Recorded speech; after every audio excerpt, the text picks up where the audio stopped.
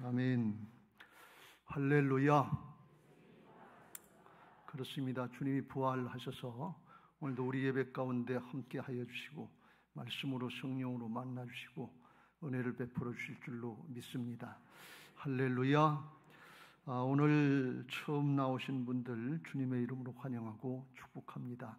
어려운 발걸음들 하셨는데 오늘 오셔서 우리가 왜 신앙을 하고 예수님을 믿어야 되는지 복음의 핵심만을 짧은 시간이니까 말씀드리려고 합니다. 마음은 여시고 다 충분히 들어보시고 그리고 분별하셨으면 좋겠습니다. 처음부터 이렇게 판단하고 계산하려고 하시지 말고 하나님의 영원한 생명의 나라의 차원의 말씀이니까 인간의 이성과 세상의 물질로 보이는 세상적인 차원을 초월하는 거예요. 그래서 마음의 문을 활짝 좀 열으시고 편하게 마음 편하게 받으시고 성령의 감동하신 가운데 오늘 영원한 구원의 역사, 생명의 역사도 있게 되시기를 예수님의 이름으로 축복합니다. 할렐루야. 오늘날 가장 이제 우리나라에서도 중요시하는 것 중에 하나가 연세 많은 분들이 점점 많아지니까 노후 대책이라고 하는 것을 굉장히 신경을 많이 쓰고 있습니다. 남자들 같은 경우에 보통 은퇴를 5, 60대 이렇게 하는데 이제는 건강 100세 시대라 이렇게 얘기를 하고 있고 또 평균 연령이 80세가 넘어가고 90에 이렇게 가까우고 그러니까 한 3, 40년을 수입이 없이 살아가야 되는 그런 어려움에 직면하게 됩니다. 그래서 건강해야 된다, 돈이 있어야 된다, 일이 있어야 된다 하면서 여러 가지로 신경 쓰고 대책을 준비하는 것을 볼 수가 있습니다. 이건 누구에게나 마찬가지인데 오늘 그 노후 대책보다 아주 더 시급하고 더 중요한 일, 아주 영원한 문제가 되는 일인데 이게 사후 대책이고 영생 대책인 것을 오늘 좀 말씀드리려고 합니다. 언뜻 이해가 잘 안 되실 텐데 말씀을 들으면 이해가 되실 줄로 믿습니다. 오늘 예수님이 요한복음 3장 16절에 우리의 인생을 이렇게 말씀합니다. 하나님이 세상을 이처럼 사랑하사 어느 세상을 사랑하셨다는 건 온 세상 만물을 다 지으시고 잘 살 수 있도록 사랑하셨는데 그 중에 우리 인생들도 나도 거기 포함되어 있는 거예요. 세상을 사랑하시는데 어떻게 사랑하셨는가 하면 독생자를 주셨다. 하나밖에 없는 하나님의 아들 예수 그리스도를 십자가에 내주셨다 하는 것입니다. 왜 내주셨느냐? 죄의 문제를 해결해 주시려고 내주셔서 그래서 이는 그를 믿는 자마다 멸망하지 않고 영생을 얻게 하려 하심이라. 왜 내주셨는가 하면 죄사함 받고 멸망의 길로 아주 쉬운 말씀을 드리면 죽으면 끝나는 것이 아니라 죽음 후에 있는 지옥으로 가지 않게 하기 위해서 멸망으로 가지 않고 영원한 생명을 누리는 천국으로 가게 하기 위해서 하나님의 아들 예수 그리스도를 십자가에 내주셨다 하는 것입니다. 그러니까 우리의 인생은 하나님이 우리를 지으시고 말씀하시는데 죄를 지은 인생들은 멸망으로 떨어진다는 거예요. 지옥으로 간다는 거예요. 믿고 싶지 않고 받아들이고 싶지 않은데 하나님이 그렇게 말씀하시고 있습니다.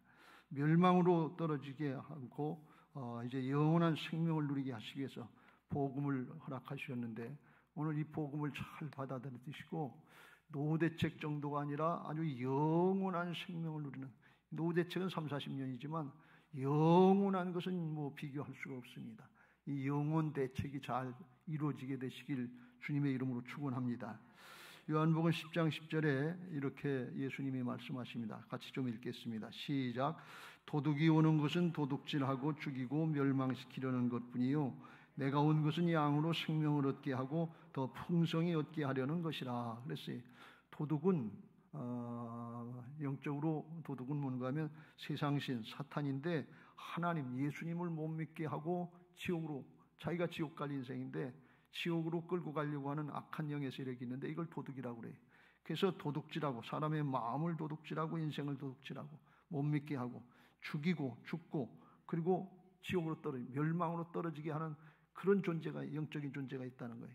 근데 그걸 아시고 하나님이 이제 불쌍히 여기셔서 우리 인생들을 구원해 주시려고 예수님을 보내주셨는데 예수님 내가 온 것은 양으로 목자가 되셔서 양을 인도하시는 것처럼 영원한 생명을 얻게 하고 풍성한 삶을 살게 하시기 위해서 예수님이 오셨다 이렇게 말씀하십니다. 이렇게 도둑이 영적으로 있어서 멸망으로 인도하는 그런 도둑이 있고 영원한 생명으로 인도하는 예수님이 계시고 성령님이 계신데 오늘 하나님 편에 성령님 편에 예수님 편에 설 수 있게 되시길 주의 이름으로 축원합니다. 근데 사람들이 이게 아무리 얘기해도 잘 안 믿어져요. 보이는 것이 아니고 나중에 일이니까 지금 살기 힘들고 어렵고 죽겠는데 뭘 나중 얘기를 하냐 이렇게 얘기를 하고 안 믿다가 그냥 죽고 지구로 간 인생들이 성경에 보면 너무 많아요. 인류 역사에 믿고 받아들이면 그 순간부터 영생을 얻는 길로 인도되는데 그게 귀찮다고 안 해서 영원한 멸망의 길로 간 불쌍한 인생들이 많아요. 저가 신앙하고 목회를 하면서 안타까운 것은 여기 땅에서도 어렵고 힘들게 살았는데 구원받고 영생을 얻고 영원한 복을 누리면 얼마나 좋겠어요. 근데 여기도 힘들고 어렵게 살고 지금 힘들어 죽겠는데 왜 나만 겪는 고난이냐고 이렇게 불평하고 원망하고 그런데 핑계대고 과심병 울다가 그런 일이 어디 있겠냐 그리고 안 믿고 그러면 여기서도 힘들고 영원히 힘들면 이게 가장 불쌍한 모습 아니에요? 그렇게 되지 않게 되시길 주의 이름으로 축원합니다.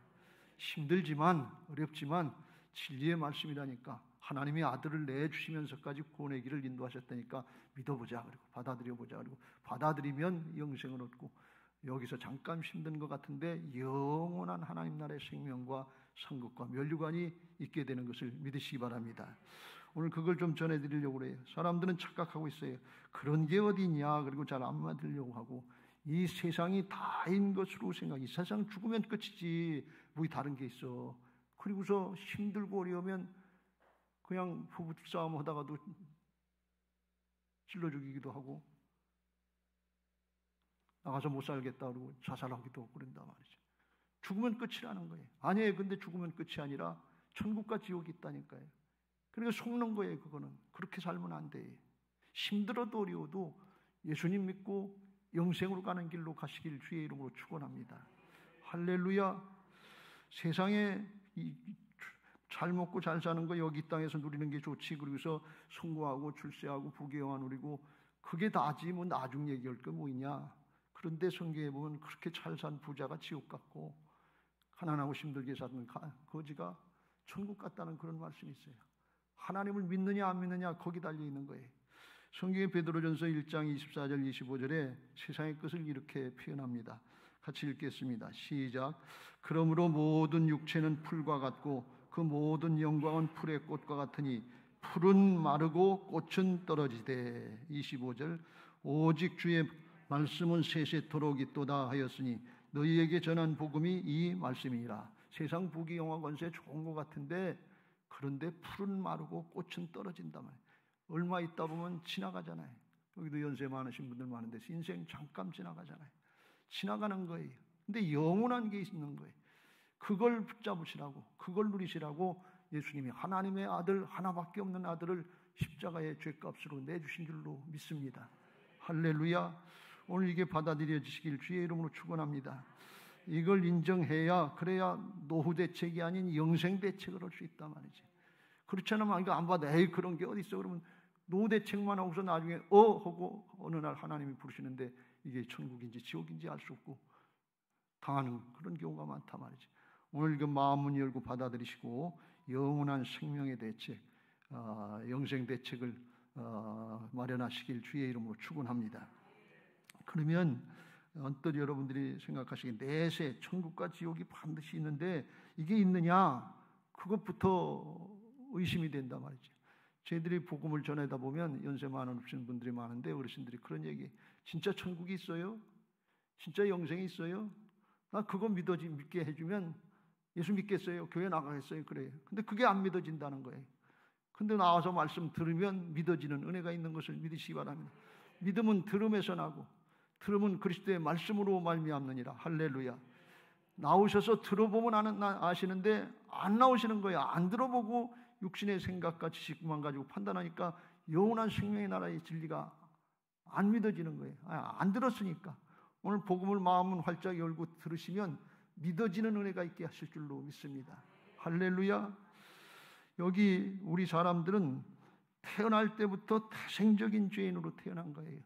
인류의 조상인 아담과 하와가 죄를 져서 죄가 유전돼서 태생적으로 죄인으로 태어났는데, 그 죄는 어떤 죄인가 하면 사람과 사람 사이에 때리고 누굴 속이고 하는 그런 윤리 도덕을 범한 그런 죄가 아니고, 하나님을 불순종하고 하나님을 믿지 않은 원죄, 종교적인 죄가 근본적인 죄인 것을 우리가 깨달아야 됩니다.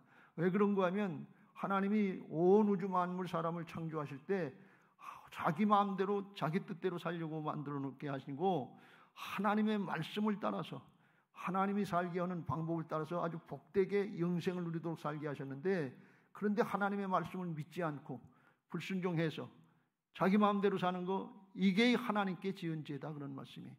이건 무슨 말씀인가 하면, 우리 생각에는 누구를 때렸다, 누구 공금을 횡령했다, 간음을 했다 그러면 이게 아주 큰 죄가 돼서 마음에 새겨져서 회개하지 말라고 해도 내가 잘못했지, 잘못된 인생을 살지 그러잖아요. 그런데 하나님께 지은 죄는 이건 잘 모르는 거예요. 하나님은 만왕의 왕 되신 통치자여 섭리자이신 것을 믿으시기 바랍니다. 창조하신 분이 다스리는 거예요. 만왕의 왕이에요. 옛날에 신하가, 백성이 왕의 명령을 거역하고 반역을 했다 그러면 이게 작은 죄입니까? 큰 죄입니까? 백성들 간에 일어났던 그런 죄하고는 비교가 안 되는 산족을 멸하는 죄가 되는 거예요. 하나님 아버지께, 창조주 하나님께, 주인 되시는 하나님께, 만왕의 왕 되신 주님께 불신하고 믿지 않는 게, 이게 근본적인 죄고 큰 죄, 반역죄인 것을 우리가 깨달아야 될 줄로 믿습니다. 그래서 예수님은 요한복음 16장 9절에 죄를 이렇게 정의합니다. 같이 읽겠습니다. 시작. 죄에 대하라 함은 그들이 나를 믿지 아니하며, 하나님 믿지 않는 게 죄다, 그런 말씀입니다. 오늘 새로 오신 분 중에 이거 한마디 깨닫고 가시면 해결이 되기 시작해요. 죄인 그러는데 내가 언제 죄졌나 그러는데, 하나님을 믿지 않는 게 죄구나. 하나님 아버지, 만왕의 왕 되신 하나님을 반역하는 게 이게 큰 죄구나.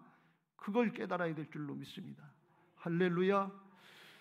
여러분, 이게 가장 중요한 거죠. 죄를 깨달아야 죄를 해결해 주시려고 하시는 하나님의 은혜가 뭔지 마음이 열려지게 되는 거예요. 나는 죄 안 졌는데 내가 죽을 죄를 졌나? 내가 지옥 갈 죄를 졌나? 그런 소리 마시오. 그렇게 얘기를 하면 처음부터 그냥 탁 받아치고 안 열리는 거예요. 근데 하나님께 지은 죄를 모르는 거예요. 하나님께 죄를 짓고 죄성을 가지고 자기 마음대로 살면 거기서부터 모든 죄가 다 나오는 거예요. 성경에 보면 그들이 마음에 하나님 두기를 싫어하며 시기하고 질투하고 살인하고 미워하고, 그게 모든 죄가 다, 사람과 사람 사이에 나오는 죄는 하나님께 지은 죄가 해결되지 않았기 때문에 그 다음부터는 죄악의 세력인 사단이 사람을 마음을 주장해서 죄의 길로 이끌고 간다는 사실을 우리가 깨달아야 될 줄로 믿습니다. 그래서 우리는 타고난 태생적인 죄인이다 하는 것을 먼저 깨달아야 돼요. 그걸 로마서 5장 12절에 이렇게 말씀합니다. 시작. 그러므로 한 사람으로 말미암아 죄가 세상에 들어오고 죄로 말미암아 사망이 들어왔나니, 이와 같이 모든 사람이 죄를 지었으므로 사망이 모든 사람에게 이르렀느니라. 아담과 하와의 인류 조상 한 사람이 죄를 져서 죄성으로 인해서 모두가 다 죄성을 가지고 태어나고, 그걸 구원하시기 위해서 예수님이 십자가에 달리셔서 한 사람으로 말미암아 구원의 길, 생명의 길이 열려진 줄로 믿습니다. 우리는 그 두 편에 어디 설 건가 오늘 잘 들으시고 결단하시고 선택하시길 주의 이름으로 축복합니다. 그럼 우리가 이렇게 죄인 되었다고 하는 것, 죄성을 가지고 태어난 태생적인 죄인이라는 걸 어떻게 알 수 있느냐? 죄의 결과는 로마서 6장 23절에 죄의 삭은 사망이요, 죄의 삭은, 죄의 결과는 사망이라고 그랬는데, 우리 인생들이 다 죽잖아요. 원래는 안 죽게 만들어 놓으셨는데 다 죽잖아요. 안 죽는 분이 있어요? 다 죽는다는 건 뭔가 하면 우리가 죄인으로, 죄값으로 살다가 죄인으로 죽는다, 그런 말씀이에요. 이게 우리가 죄인이라는 증거예요. 또 하나 증거가 뭐 있는가 하면, 인생들은 죄는 자기 중심의 이기적인 욕심을 따라 살고 하나님의 말씀을 따라 살지 않는 건데, 그렇게 우리 인생들의 마음이 욕심에 사로잡혀서 한단 말이죠. 야고보서 1장 15절을 같이 읽겠습니다. 시작. 욕심이 잉태한 즉 죄를 낳고 죄가 장성한 즉 사망을 낳느니라. 그래서 자기 욕심을 따라 사는 거예요. 그게 야망이 될 수도 있고 꿈이 될 수도 있는데, 그런데 나중에는 이게 자기밖에 모르고 하나님을 따르지 않고 불순종하면 죄인으로 살았기 때문에 어떻게 되는가 하면 인생 살고 나서 하나님의 심판의 길로 가는 거예요. 세상에서 죄를 지면 심판받잖아요. 그리고 그 결과가 나오잖아요. 감옥에 가기도 하고 벌금을 내기도 하고. 이 죄값으로 살기 때문에 하나님 앞에 심판의 길로 가는데 죄인된 인생에는 심판과 그 결과가 따른다 그런 말씀이. 그래서 죽으면 끝나지 뭐 볼 게 있나? 그리고 그냥 살다가 어렵고 힘들다고 그냥 칵 죽어버리지. 그리고 그러면 큰일 나요. 지옥 가는 인생이에요. 영원토록 불구덩이 속에서 고통을 그 영혼이 당한단 말이죠. 그러니까 그렇게 하면 안 되고 힘들고 어려워도 그래도 예수님 믿고 견뎌내고 주님이 가신 생명의 길을 가야 될 줄로 믿습니다. 할렐루야.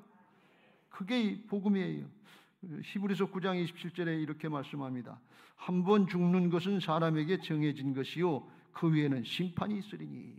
심판이 있단 말이죠. 예수님 믿고 죄악을 사하는 생명의 길을 가는 삶을 살았는지, 뻗대고 안 믿고 여전히 죄악된 길을 갔는지, 그걸 하나님의 말씀으로 심판해서 안 믿은 사람들은 지옥으로 가고 믿은 사람들은 천국으로 갈 수 있도록 그렇게 하신단 말이에요. 그 심판의 과정을 마태복음 25장 34절 41절에 오른편에 있는 사람들은 예수님을 믿고 죄의 문제를 해결한 사람이고, 왼편에 있는 사람들은 뻗대고 안 믿은 사람들인데 그 결과가 천국과 지옥으로 갈라진다 이렇게 말씀합니다. 그래서 34절에 오른편에 있는 사람들, 예수 믿고 죄의 문제를 예수님의 십자가 보혈의 은혜로 해결받은 사람들은 이렇게 됩니다. 같이 읽겠습니다. 시작. 그때의 임금이 그 오른편에 있는 자들에게 이르시되 내 아버지께 복받을 자들이여 나와 창세로부터 너희를 위하여 예비된 나라를 상속받으라.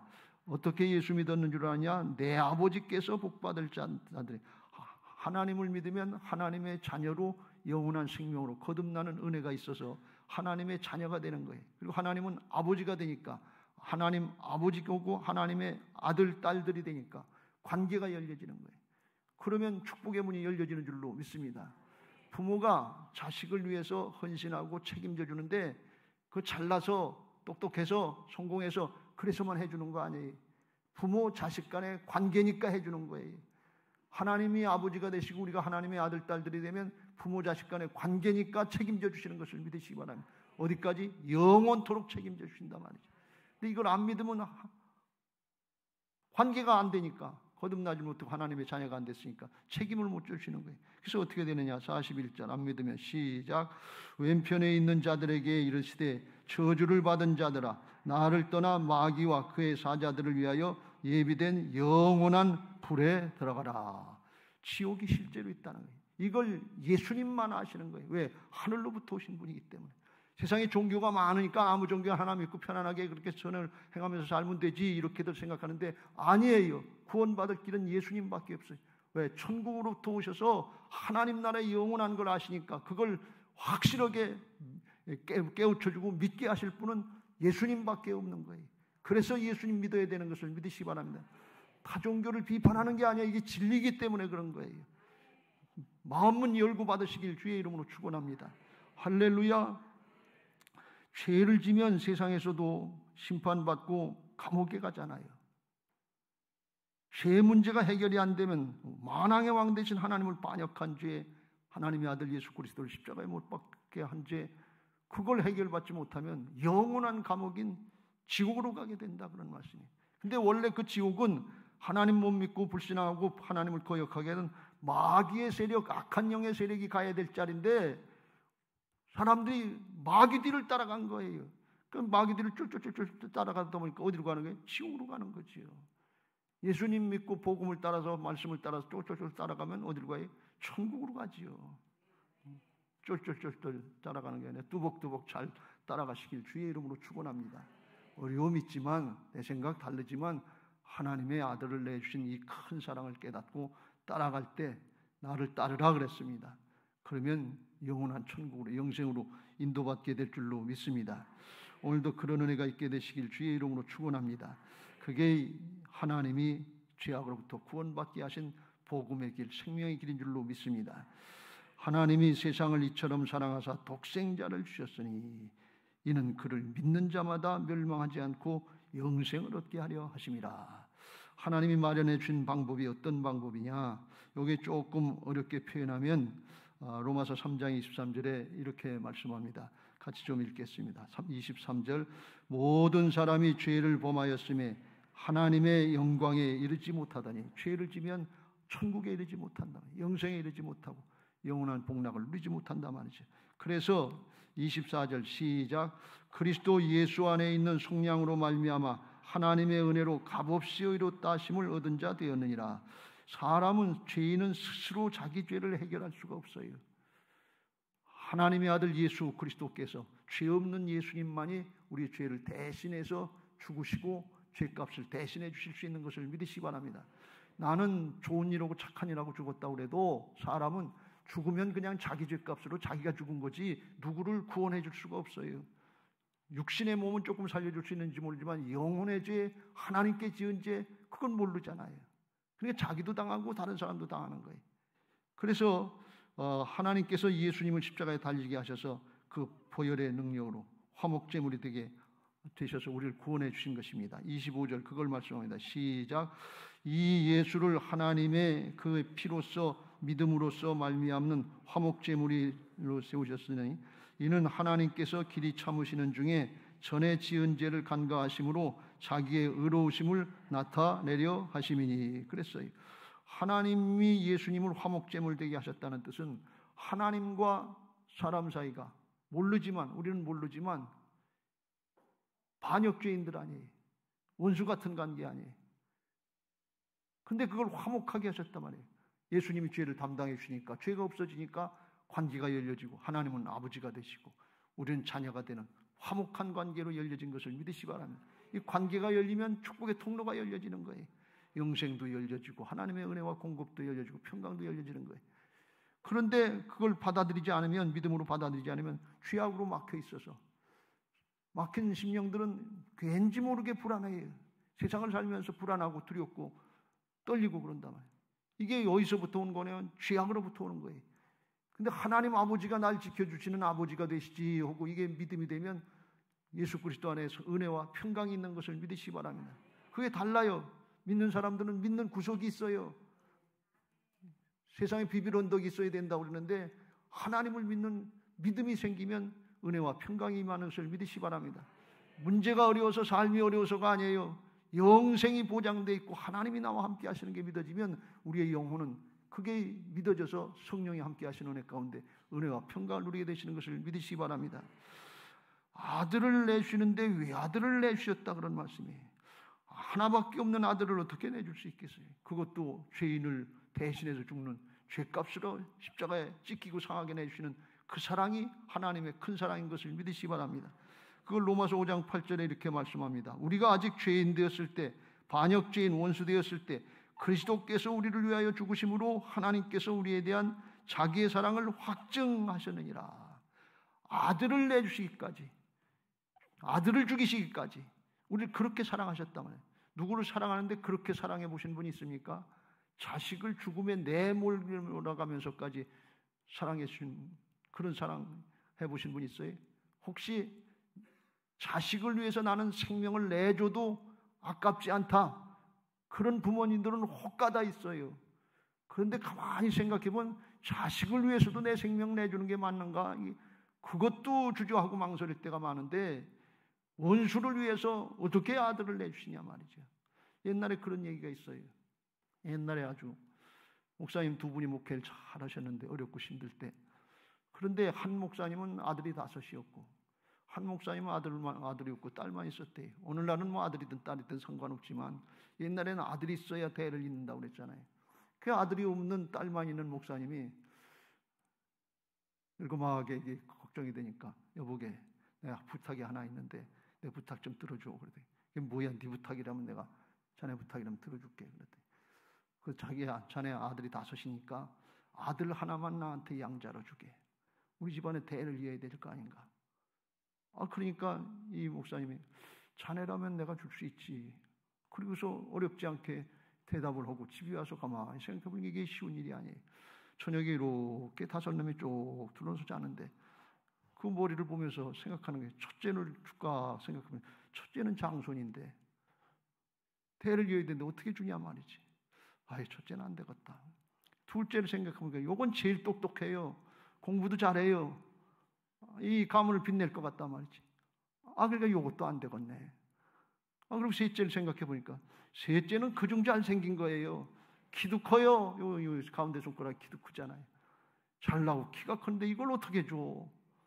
근데 넷째를 생각해 보니까 요건 넷째는 너무 병약해요. 약해서 이거 약한 걸 주면 가서 고생만 하고 맨날 울다가 죽을 거 아닌가. 그 못 주겠더란 말이지. 그 막내밖에 없는데 요건 막내는 늦둥이라서 보기만 해도 기분이 좋고 귀여워서 눈에 넣어도 아깝지 않는데 어떻게 줘? 이거 가만히 보니까 다섯 중에 하나도 줄 자식이 없더라는 거예요. 그때 이 목사님이 하나님의 마음을 깨닫더는 거예요. 하나님이 독생자를 내주셨는데 그 사랑이 무슨 사랑인지 난 아무것도 모르고 목회를 했구나. 여러분 우리는 그 사랑을 잘 몰라요. 정말 혹시 여기 자식을 먼저 앞세운 분이 있으면 아들을 먼저 내주신 하나님의 마음을 조금 이해할 수 있어요. 우리 죄인들을 위해서 죄가 뭔지도 모르고 반역죄를 짓고 하나님의 아들 예수 그리스도를 십자가에 못 박은 죄인들을 위해서 아들을 내주신 이 사랑이 주님의 십자가의 은혜요 사랑인 것을 믿으시기 바랍니다. 그걸 믿기만 하면 죄값을 대신해 줬으니까, 죄값은 사망이니까, 내가 죽고 영원히 지옥에 가야 되는 죄값을 주님이 대신해 주셨으니까 그 은혜로다가 영원한 생명의 축복, 천국에 가는 축복을 누리게 되는 줄로 믿습니다. 할렐루야. 그렇습니다. 왜 죽어야 되느냐, 왜 피를 흘려야 되느냐? 생명이 피에 있기 때문에 그래요. 레위기 17장 11절에 이렇게 말씀합니다. 육체의 생명은 피에 있습니다. 내가 이 피를 너희에게 주어 제단에 뿌려 너희 생명을 위하여 속죄하게 하였나니. 같이 읽겠습니다. 시작. 생명이 피에 있으므로 피가 죄를 속하느니라. 예수님이 십자가에서 물과 피를 다 쏟으시고 죽으셨단 말이죠. 피를 쏟으면 죽는다 말이에요. 피가 쏟으면 죽는 거예요. 그 피값을, 죄값을 다 해주신 거예요. 그래서 예수님의 피가 죄를 씻어주고 사해주는 보혈의 능력이 있는 거예요. 그 찬송가의 보혈의 능력, 보혈의 능력, 보혈의 능력, 그걸 찬송하는 거예요. 268장에 보면 그렇게 찬양을 해. 후렴에 주의 보혈 능력이 또다 주의 피 믿으오 주의 보혈 그 어린 양의 매우 귀중한 피로 다같이 주의 보혈 능력이 또다 주의 피 믿으오 주의 보혈 그 어린 양의 매우 귀중한 피로다. 할렐루야. 죄는요 양잿물로 씻어도 씻어지지가 않아요. 죄진 죄책감 어떻게 씻어낼 수 있어요? 감옥에 갔다 와도 씻어지지 않아요. 그런데요 예수님 믿고 예수님이 내 죄를 위해서 대신 죽으셨다는 걸 믿으면 성령께서 마음을 편안하게 하시고 죄책감으로부터 자유함을 얻게 하시고 새 생명의 삶을 살 수 있도록 역사하시는 것을 믿으시기 바랍니다. 성령의 역사로만 가능한 거예요. 하나님의 역사로만 가능한 거예요. 왜 그런가 하면 죄책감에 붙잡히게 하고 어렵고 힘들게 하는 게 악한 영의 세력이 하는 거거든요. 근데 그걸 이길 수 있는 길은 사람의 재주나 방법에 있지 않고 하나님만이 하실 수 있는 거예요. 그래서 주의 보혈이 능력 있는 거예요. 믿어보세요. 진짜 그렇게 마음이 편안해지고 자유함 있게 될 줄로 믿습니다. 성경에 보면 남편을 5씩 6씩 바꾼 그런 여인도 예수님 믿고 바뀌어지니까 자유함을 얻고 가서 복음 전하는 복된 자로 바뀌어진 것을 볼 수가 있어요. 이게 사람이 할 수 있는 게 아니에요. 하나님만이 하실 수 있는 것을 믿으시기 바랍니다. 그래서 내가 지금까지 내 생각만 믿고 세상의 경험만 믿고 내가 주인 노릇하고 하나님 노릇하면서 하나님 앞에 죄가 있는 걸 모르고 죄인으로 살았구나 하는 걸 깨닫고 회개하고 돌이키면 예수님의 보혈로 씻어주시고 깨끗하고 정결하게 하시고 하나님의 자녀로 거듭나게 하시는 은혜가 있는 것을 믿으시기 바랍니다. 그걸 요한일서 1장 8절 9절에 이렇게 말씀합니다. 같이 읽겠습니다. 시작. 만일 우리가 죄가 없다고 말하면 스스로 속이고 또 진리가 우리 속에 있지 아니할 것이요. 9절. 만일 우리가 우리 죄를 자백하면 그는 미쁘시고 이로우사 우리 죄를 사하시며 우리를 모든 불의에서 깨끗하게 하실 것이요. 난 죄 안 졌어. 내가 무슨 감옥 갈죄 지옥 갈죄를 졌어. 그런데 그건 사람하고 관계에만 얘기를 하는 거예요. 만왕의 왕 되신 통치자 되신 하나님과의 관계는 여전히 내가 주인 노릇하고 내가 하나님 노릇하는데 내 마음대로 사는데 반역하고 사는데 이 죄를 깨달으라 그런 말씀이에요. 그걸 고백하면 주께서 십자가로 대속해 주신 죄값 대속의 은혜로다가 싹 씻어주시고 새롭게 하시는 것을 믿으시기 바랍니다. 원수됐던 죄인들을 하나님의 자녀로 하나님 나라의 상속자로 바꿔주시는 아주 상상할 수 없는 놀라운 은혜가 나타나는 것을 믿으시기 바랍니다. 그걸 요한복음 1장 12절에 이렇게 말씀합니다. 시작. 영접하는 자 곧 그 이름을 믿는 자들에게는 하나님의 자녀가 되는 권세를 주셨으니 하나님의 자녀로 거듭나게 하시는 거예요. 예수님을 영접하는 거나 믿는 거나 똑같은 얘기예요. 영접한다는 건 받아들이는 거예요. 지금까지 말씀을 들었으니까 내가 죄인으로 살았구나. 그 죄값을 해결하려면 예수님을 내 마음의 구세주로 내 인생을 인도하는 주님으로 인도자로 받아들이면 되겠구나. 그리고 아멘하고 이해하고 받아들이면 성령께서 우리 안에 들어오셔서 예수님이 십자가 지시고 부활로 새롭게 하신 그 은혜와 복음의 능력이 나하고 하나가 되는 은혜가 있는 것을 믿으시기 바랍니다. 이걸 연합의 비밀이라 이렇게 얘기해요. 성령이 역사하시는 영적인 역사예요. 그래서 어둠의 영이 떠나면 마음이 편안해지고 자유롭게 되고 그리고 기쁘고 즐겁고 감사한 능력 있는 삶이 되는 것을 믿으시기 바랍니다. 그게 누구에게 있느냐? 예수님께 있단 말이에요. 예수님을 받아들이면 예수님 안에 그런 은혜가 다 있다는 거예요. 요한일서 5장 11절 12절에 이걸 이렇게 말씀하는데 또 증거는 이것이니 하나님이 우리에게 영생을 주신 것과 이 생명이 그의 아들 안에 있는 그것이니라. 아들이 있는 자에게는 생명이 있고 하나님의 아들이 없는 자에게는 생명이 없느니라. 하나님의 아들을 우리의 마음속에 받아들여서 예수님이 나의 구세주다 주님이시다고 예수님이 있는 사람들은 예수님 안에 생명이 있다는 거예요. 생명 따로 예수님 따로 있는 것이 아니라 예수님 안에 생명이 있고 예수님이 생명인 것을 믿으시기 바랍니다. 왜 그러냐? 요한복음 14장 6절 예수께서 이르시되 내가 곧 길이요 진리요 생명이니 나로 말미암지 않고는 아버지께로 올 자가 없느니라 그랬어요. 예수님이 생명이고 예수님이 구원의 길로 가는 길이요 방법이고 예수님이 진리인 것을 믿으시기 바랍니다. 어떤 사람이요 저한테 와서 책을 하나를 선물로 준다고 그랬어요. 그런데 이게 수백억짜리 수표인데 그게 있는 줄 모르고서 책을 선물로 준다니까 뭐 해달라고 요구하는 건 그건 뇌물이고 뇌물은 제가 안 받아요. 선물이라니까 받았는데 근데 이렇게 보다 보니까 이게 백지수표 같은 수백억짜리 수표가 있단 말이죠. 그러니까 이거 안 받은 건데 책만 받았는데 선물 안에 책 속에 이게 있더라 그런 말씀이에요. 그래서 이거 왜 그러니까 이거 같이 있는 거예요. 받으시라고. 수표 따로 책 따로 받는 게 아니고 선물 속에 그냥 포함되어 있단 말이죠. 예수님을 영접해서 받아들이면 예수님 안에 생명도 있고 구원도 있고 평강도 있고 행복도 있고 기쁨도 있고 능력도 있고 다 있는 것을 믿으시기 바랍니다. 그래서 예수님 받아들이라 그런 말씀이에요. 예수님 믿기만 하면 돼요. 영접하기만 하면 돼요. 그러면 예수님 안에 있는 생명이 나타나는 거고 예수님이 내 안에 오셔서 주인 되시는 걸 믿고 주님 어떻게 할까요? 여쭙고 주님이 깨닫게 해주시는 말씀을 따라 살면 주님이 우리를 통해서 이루시는 역사가 있는 거예요. 이게 복음의 역사, 생명의 역사인 줄로 믿습니다. 이제 말씀을 마무리하려고 합니다.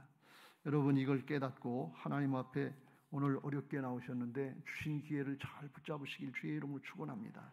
하나님의 아들을 죽이시면서까지 영원한 지옥으로 멸망으로 떨어지는 인생들을 불쌍히 여기셔서 구원의 길을 마련해 주시고 믿기만 해라. 받아들이기만 해라. 그러면 영생으로 인도하는데 인도받고 영생을 누리는데 그걸 안 한다 그러면 그 마음이 얼마나 강박하고 완악한 거예요. 나가 죄 안 졌다고요? 그런 말씀들 하지 마세요. 얼마나 우리가 완악하고 이기적이고 자기중심인지 몰라요. 받아들이기만 하면 되는데 믿기만 하면 되는데 그게 뭐 힘들어서 못해. 하나님 생각하시면 그렇죠. 나는 아들을 죽였는데 넌 그 받아들이기 마음을 열고 받아들이기만 하는데 그걸 안 해? 그리고 지옥 갈 죄를 안 졌다고 그래? 주님의 심판대 앞에 설 때 주님이 말씀하시면 뭘 말씀하실 거예요? 몰랐다고요? 안 믿어진다고요? 다 믿을 수 있도록 하나님이 다 해놓으신 것을 믿으시기 바랍니다. 어떻게 해놓으셨냐? 부활로 다 이루셨다 그랬어요. 사도행전 17장 31절 시작. 이는 정하신 사람으로 하여금 천하를 공의로 심판할 날을 작정하시고 이에 그를 죽은 자 가운데서 다시 살리신 것으로 모든 사람에게 믿을 만한 증거를 주셨습니다. 믿을 만한 증거는 보면 그냥 믿어지는 거예요. 사건의 증거가 돼 있으면 그냥 믿어지는 거예요. 이건 뭐 믿어야지 믿습니다 그래서가 아니라 그냥 말씀을 들으면 믿음이 생기도록 증거가 되게 하신 것을 믿으시기 바랍니다. 왜요? 온 세상 사람들은 죄인으로 태어나고 죄값이기 때문에 다 죽잖아요. 죽음으로 끝나는 세상 아니에요. 그런데 부활하셔서 죄악과 사망의 세력을 이기시는 그분이 하나님이시다 그런 말씀이에요. 영원한 죽음으로 끝나는 것이 아니라 영원한 생명이 있다. 하나님 나라가 있다. 천국이 있다. 복락이 있다. 그걸 믿게 성경을 믿을 수 있도록 부활하셔서 성경적으로 증명해 주시고 역사적으로 증명해 주신 것을 믿으시기 바랍니다. 이건 증거가 있는 거예요. 역사학자들이 얘기하는 거예요. 그러니까 증거가 있는 거는 그냥 받아들이면 되는 거지 믿습니다 그럴 필요가 없어요. 증거가 있는데 안 받아들이면 그건 내 죄지 증거를 주신 하나님의 죄가 부족한 게 아니다 그런 말씀이에요. 그냥 오늘 받아들이시길 주의 이름으로 축원합니다. 영접하라 그런 말씀이에요. 믿습니다만 해야 되는 게 아니고.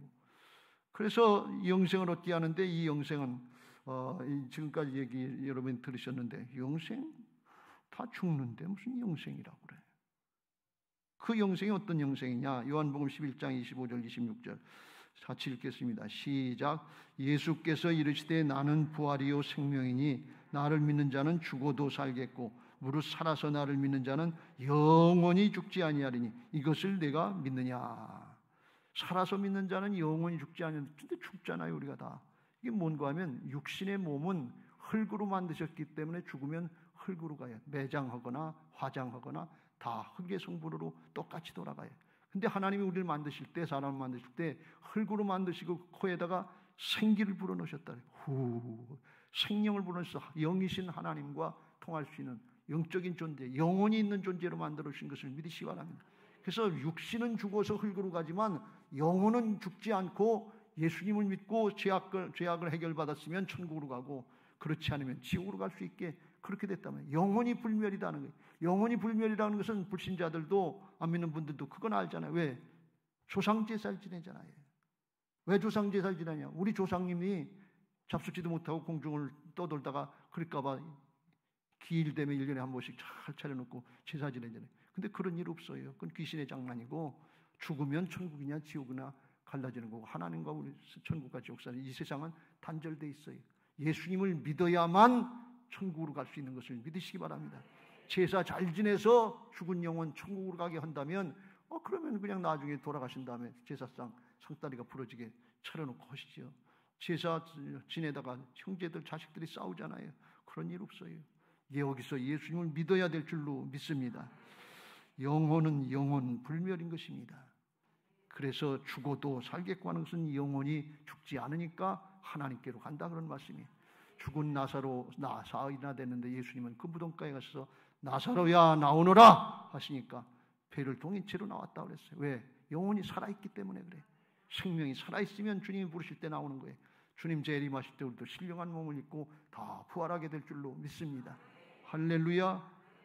그걸 고린도전서 15장 19절부터 부활장에서 이렇게 말씀합니다. 만일 그리스도 안에서 우리가 바라는 것이 다만 이 세상 삶뿐이면 모든 사람 가운데 우리가 더욱 불쌍한 자리라. 세상에 바라는 것이 다라면 믿는 사람들이 가장 불쌍한 자라는 게 먹고 놀 수가 있나, 유흥을 할 수 있나, 쾌락을 할 수 있나, 마음대로 할 수가 있나. 이 아침에 여기 나와서 뭐 하시는 거예요? 여러분 예수님 믿어도 아픈 건 아플 수 있어요.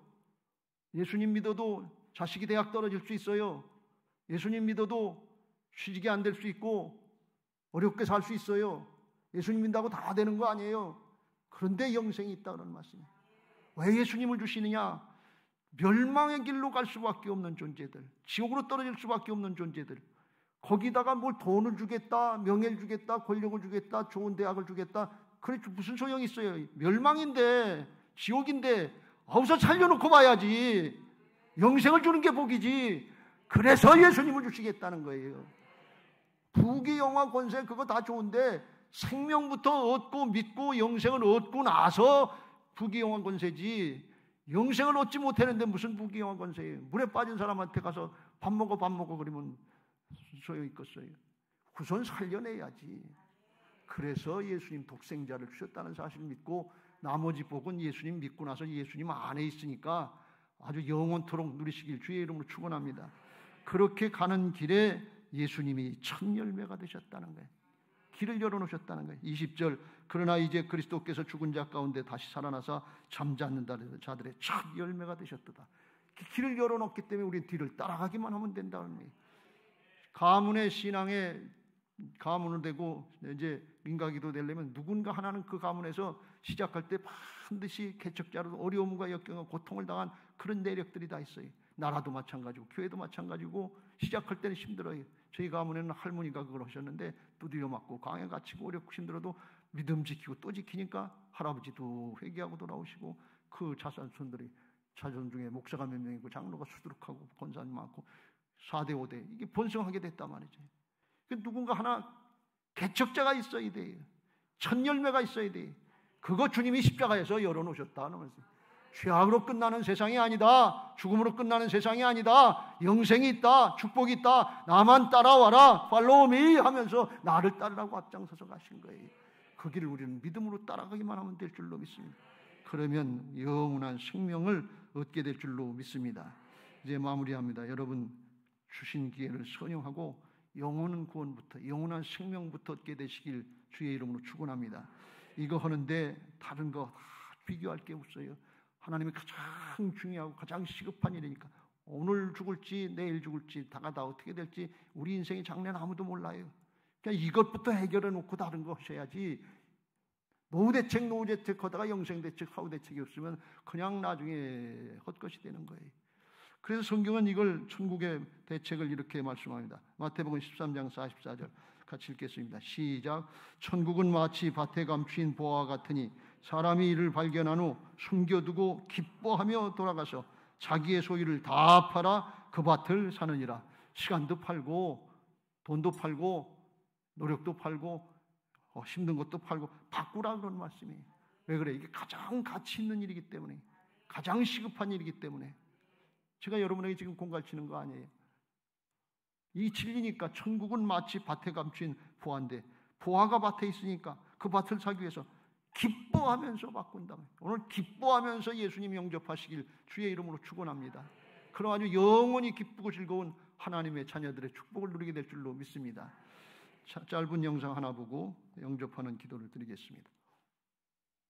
아버지 병원에 입원해 계실 때 다 돌아가실 상태였어요. 그런 상황에서 너무 화기애애하게 있으니까 병간호를 하시는 그 간병인분 굉장히 신기해 하시는 거예요. 죽을 때가 다 된 사람이 침상에서 저렇게 죽어가는데 왜 이렇게 기뻐하냐는 거예요, 이 집은. 그래서 저희한테 물어보시다가 이제 아버지가 목사님이시고 믿는 집이다 이걸 알게 되셨어요. 그러니까 어느 날 갑자기 저한테 이 밑에 층에 내 친구가 간병인 하는데 간병하고 있는 그 사람이 비구니 스님이라는 거예요. 근데 예수님에 대해서 궁금해 한다는 거예요. 아버지 병간호하고 얘기하다가 그 사람 찾아가서 예수님 얘기, 이게 일상이 된 거예요. 근데 그 비구니 스님이 그러는 거예요. 자기는 평생에 인생이 어디로부터 와서 어디로 가는지 그거를 연구를 하셨대요. 어느 날 그분이 그렇게 얘기를 하시는 거예요. 나를 위해서 기도해 줄 수 있겠냐. 예수님을 마음에 모시고 살아가기 위해서 영접 기도를 해야 됩니다. 기도를 한 구절 한 구절 따라할 때마다 눈물을 줄줄줄 흘리는 거예요. 그러면서 마지막으로 예수님 이름으로 기도합니다. 아멘. 그랬는데 그 찾고 찾았던 그 진리를 오늘 깨달았다는 거예요. 결국에 예수님을 내가 만나니까 삶의 목적을 깨달았다고 하시는 거예요. 아버지 병원에 입원해 계실 때 무슨 말씀인가 하면 말이 빨라서 그런데 목사님이 돌아가시고 비구니 여자 스님이 돌아가시는 장면에서 간병인 사이에 친구 사이였어요. 목사님을 간병하는 간병인이 간병을 하는데 목사님은 천국이 보장돼 있잖아요. 영생이 보장돼 있잖아요. 그러니까 우그리고 쭈그리고 그러는 게 아니라 고통과 어려움이 있지만 얼굴이 편안하고 빛나는 거예요. 제가 목회를 해봐서 알아요. 예수님 믿고 돌아가시는 분들은 얼굴이 편안해요. 오늘 저녁에 잠자고 눈 감고 잠자면 내일 아침에 눈 뜨고 살 거 믿으시죠? 내일 일어날까 죽을까 걱정하고 주무시는 분 있어요? 오늘 눈 감고 눈 뜨면 천국이다. 그걸 믿는 것이 우리가 잠자고 일어나는 것과 똑같은 훈련이에요. 그러니까 목사님은 눈 감고 자도 천국에서 일어날 거니까 걱정이 안 되고 얼굴이 환하고 빛나는 거예요. 근데 이 비구니 스님은 인생이 어디로부터 왔다 어디로 가는지를 알지 못하는 거예요. 그러니까 이게 내 인생이 이렇게 끝나고 죽으면 어떻게 되는 건가 걱정이 되는 거예요. 돌을 닦았는데 가르쳐주는 데가 없어요. 성경에서만 그걸 가르치지. 하나님께로부터 왔다 하나님께로 돌아가는 인생인 것을 믿으시기 바랍니다. 그래서 간병인 사이에 얘기하다 우리 목사님은, 내가 간병하는 목사님은 죽음에 직면했는데 기쁘고 즐겁고 얼굴이 빛나. 그런데 밑에 층에 비구니 스님을 간병하는 간병인 친구는 아니야, 우리 비구니 스님은 안 그렇던데. 그러니까 이 밑에 층에 있는 비구니 스님을 간병하는 친구가 그러면 너 우리 스님한테 와서 얘기 좀 해주라. 예수님 얘기 좀 해주라. 그래서 거기서 이제 목사님 간병하러 왔다. 그 밑에 내려가서 예수님 얘기하고 십자가와 부활의 복음 얘기하고, 그러니까 이게 절박한 순간이니까 마음이 열려지고 받아들여졌어요. 그래서 예수님 믿고 나도 구원받기를 원하고 영생을 얻기를 원하는데 그럼 어떻게 해야 되느냐? 예수님을 영접하는 기도를 해야 된다. 그러니까 내가 하겠다. 그런데 하는데 해보면 알지만 중심으로 깨닫고 사모하는 사람들이 저는 죄로부터 나오는 모든 걸 다 해결받기 때문에 그냥 저절로 눈물이 나와요. 눈물이 펑펑 쏟아지고 이제 진리를 발견했다. 이제 죽어도 여한이 없다. 그리고 천국으로 간 거예요. 세상에 다른 종교들 많지만 죄를 사할 수 있는 그는 십자가에 달리신 예수님을 믿는 기독교밖에 없습니다. 오늘 마음을 여시고 영접할 수 있는 시간을 드리겠습니다. 기도하면서 마음에 작정하시고 따라하시고 그 은혜를 누리시길 주의